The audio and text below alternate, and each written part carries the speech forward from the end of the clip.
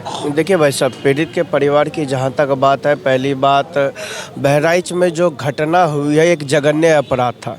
बहराइच में राम गोपाल मिश्रा की हत्या सुनियोजित तरीके से हुई, ये कहीं से कोई छुपने छुपाने वाली बात नहीं है। बहराइच में राम गोपाल मिश्रा के साथ न जाने क्या क्या किया गया। आपने देखा जो अभी उसकी पोस्टमार्टम की रिपोर्ट आई है, किस तरह की करंट लगने की पुष्टि हुई है, उसके नाखूनों को खींचा गया। भाई साहब, ऐसी मौत पता है कहाँ दी जाती है? आईएसआईएस तालिबानियों के उसमें दी जाती है। इस तरह की मौत उसको बहराइच में दी गई। एक बात बताइए, आखिर हिंदुओं के साथ ही क्यों होता है?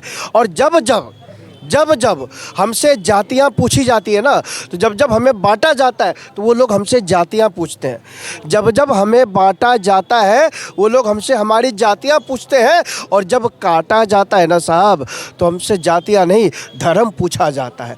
तब जातियां गायब हो जाती है। एक बात बताइए, योगी जी ने कहा था ना कि बटोगे तो कटोगे। अखिलेश यादव जी एंड कंपनी ने क्या किया 2024 में?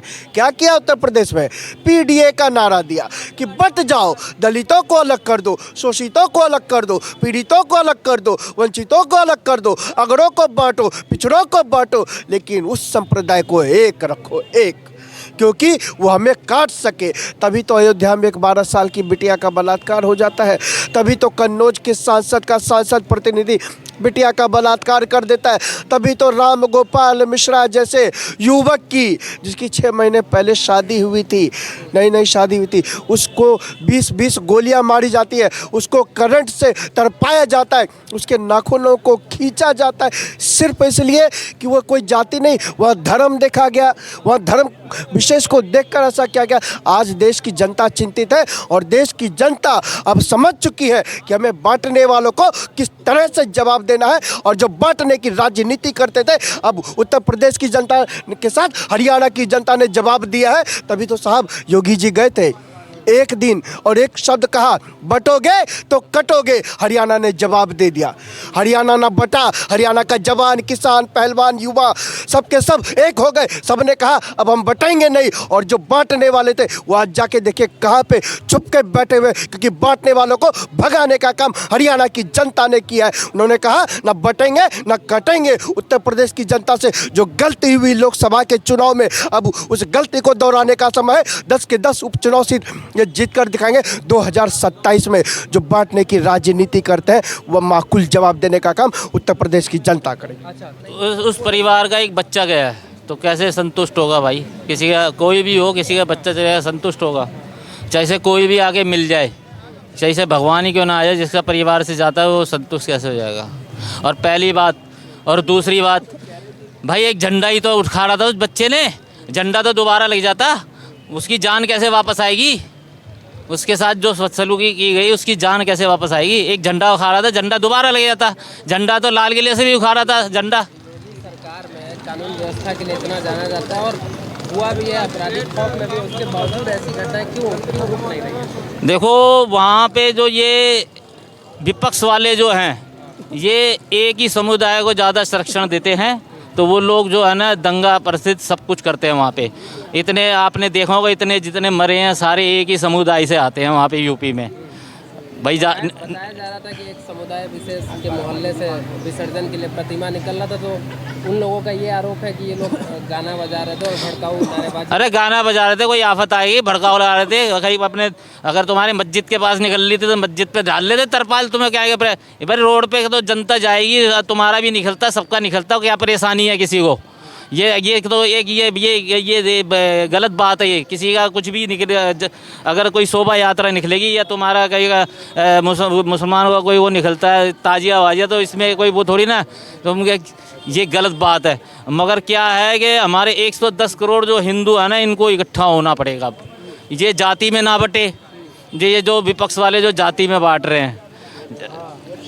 विपक्ष क्या है, तो कोई भी जो भी पॉलिटिकल पार्टी है वो सीटों पे जब समीकरण बैठाती है तो वो भी जात देख के बैठाती है। नहीं, वो समीकरण अलग होता है, और एक पूरे भारत में एक जातिवाद का जो मुद्दा उठाना उसको वो अलग होता है। आपको क्या ऐसा करना होगा जिससे ये आपस में बटे ना? आपस में बटे ना तो अब हिंदुओं को एकजुट होना पड़ेगा, और अब जो है ये जो तुम अब दिवाली आ रही है, तुम ये सोना चांदी पीतल, अब वो नारियल काटने वाला धरना पड़ेगा घर के अंदर, क्योंकि नहीं है इनका। हाँ तो बिल्कुल संतुष्ट नहीं होगा। एक बात बताइए, अगर हमारा एक समुदाय, हमारा हिंदू समुदाय, सनातन समुदाय अपनी शोभा यात्रा निकाल रहा है तो इनके पेट में क्यों दर्द हो रहा था?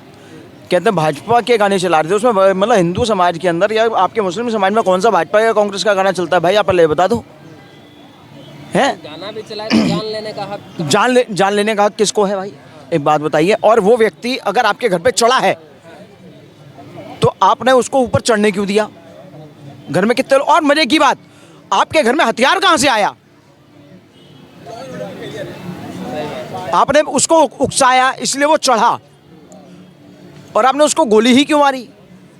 अच्छा, इनकाउंटर को लेके जो सियासत हो रहा है, कहा जा रहा है कि योगी जो है सिर्फ फोको नीति से चलते हैं, संविधान को नहीं मानते। संविधान, ऐसा संविधान कौन मानेगा भाई? एक बात बताओ, वही बात आ गई ना, सुप्रीम कोर्ट में केस चलेगा, कितने साल चलेगा? 32 साल चला था ना अजमेर शरीफ वाला।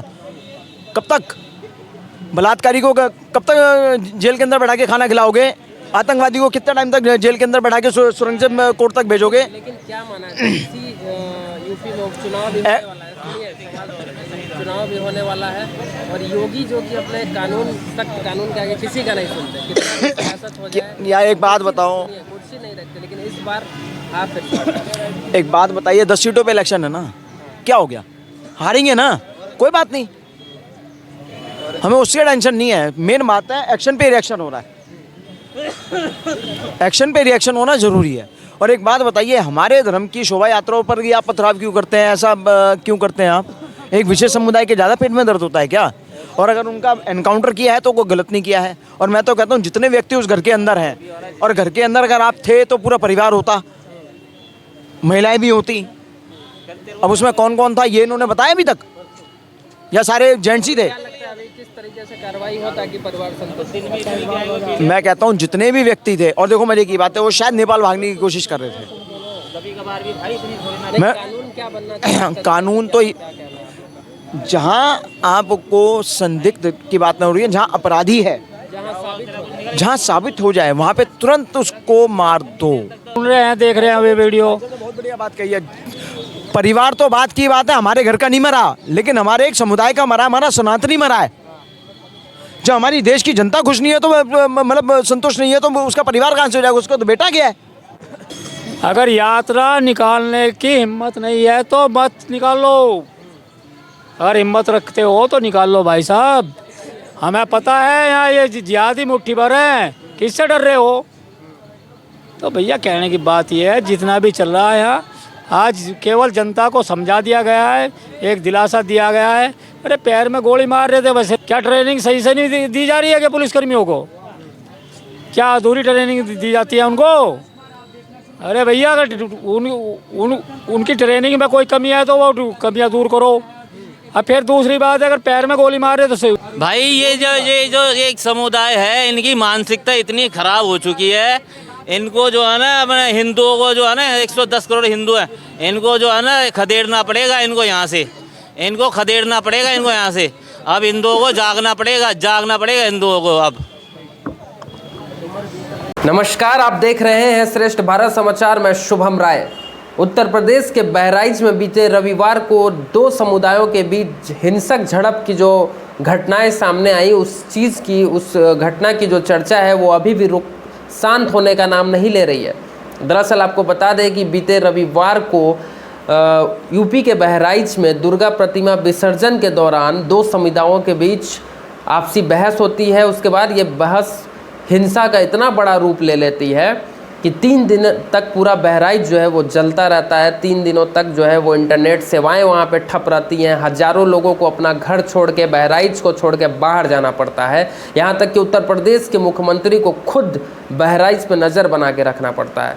दरअसल आपको बता दें कि ये पूरा मामला बीते रविवार को बहराइच के रेहुआ मंसूल गाँव का है। आपको बता दें कि रेहुआ मंसूल गांव का एक युवक रामगोपाल मिश्रा, जो कि दुर्गा प्रतिमा विसर्जन के दौरान जुलूस में बिल्कुल आगे आगे चल रहा था। प्रतिमा जो यात्रा है वो जब बहराइच के महाराजगंज बाज़ार में पहुंचती है, जो कि एक विशेष समुदाय का इलाका है, वहां पे डीजे बजाने को लेके आपसी बहस, आपसी कहासुनी होती है। उसके बाद ये कहासुनी हिंसा का एक बड़ा रूप ले लेती है। उसके बाद सारी कहानी जो है वो यहीं से शुरू होती है। इस दौरान दूसरे समुदाय की ओर से पत्थरबाजी की जाती है। इसमें बताया जाता है कि दुर्गा प्रतिमा विसर्जन जो है दुर्गा प्रतिमा जो है वो खंडित हो गई। उसके बाद जो हिंदू पक्ष के लोग थे वो लोग काफ़ी आक्रोशित हो गए और उसी दौरान ये युवक रामगोपाल मिश्रा जो कि महज 22 साल का था, वो घरों में एक घर में घुस के और उनके धार्मिक तिरंगा को उखाड़ के फेंक देता है और भगवा झंडा वहाँ पे लहरा देता है। इस दौरान जो है धार्मिक नारे भी लगाए जाते हैं। उसके बाद रामगोपाल मिश्रा का ये कारनामा दूसरे पक्ष को इतना नागवार गुजरता है कि वो रामगोपाल मिश्रा को खींच के घर के अंदर ले जाते हैं जो आरोपी होते हैं। उसके बाद रामगोपाल मिश्रा को मारा जाता है, पीटा जाता है और 22 राउंड गोलियों से भून दिया जाता है।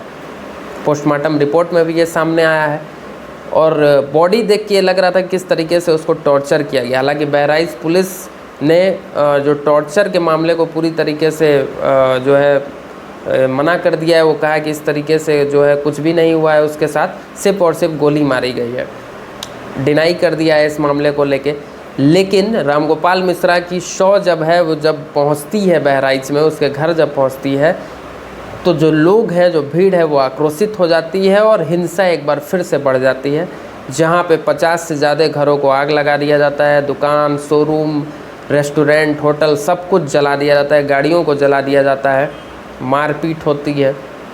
उसके बाद ये मामला इतना बढ़ जाता है कि उत्तर प्रदेश के मुख्यमंत्री योगी आदित्यनाथ ठीक अगले दिन सुबह ही बैठक करते हैं और यूपी एसटीएफ के chief ADG law and order Amitabh yes को खुद ये जिम्मेवारी देते हैं कि बहराइच को संभालो।